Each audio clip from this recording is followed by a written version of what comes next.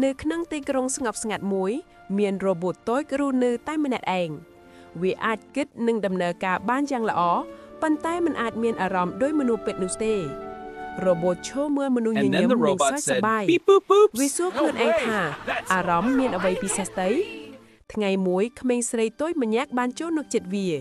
នាងមិនខ្លាចទេគ្រាន់តែឲ្យផ្កាមួយទងទៅរ៉ូបូតតូចតែប៉ុណ្ណោះជាលើកដំបូងរ៉ូបូតមានអ្វីមួយផ្លាស់ប្ដូរនៅខាងក្នុងបេះដូងរបស់វាចាប់ផ្ដើមភ្លឺដោយក្តីស្រឡាញ់នៅពេលនោះស្រាប់តែរ៉ូបូតតូចចាប់ផ្ដើមជួយអ្នកដទៃរាល់ការជួយធ្វើឲ្យពន្លឺក្នុងទ្រូងវាកាន់តែភ្លឺហើយនៅពេលវាជួយសង្គ្រោះសត្វតូចមួយរ៉ូបូតមានអារម្មណ៍អ្វីមួយទៀតដែលមិនធ្លាប់មានពីមុនសោះប៉ុន្តែអារម្មណ៍នោះមិនមានត្រឹមតែសេចក្តីរីករាយទេរ៉ូបូតតូចរៀនស្គាល់ពីភាពសោកស្ដាយផងដែរមិត្តភាពនិងការយកចិត្តទុកដាក់ធ្វើឲ្យរ៉ូបូតតូចដឹងថាវាមិននៅតែម្នាក់ឯងទៀតនោះទេរ៉ូបូតតូចមិនត្រឹមតែដំណើរការបានល្អឡើយវាបានរៀនអំពីអារម្មណ៍ពិតប្រាកដផងដែរ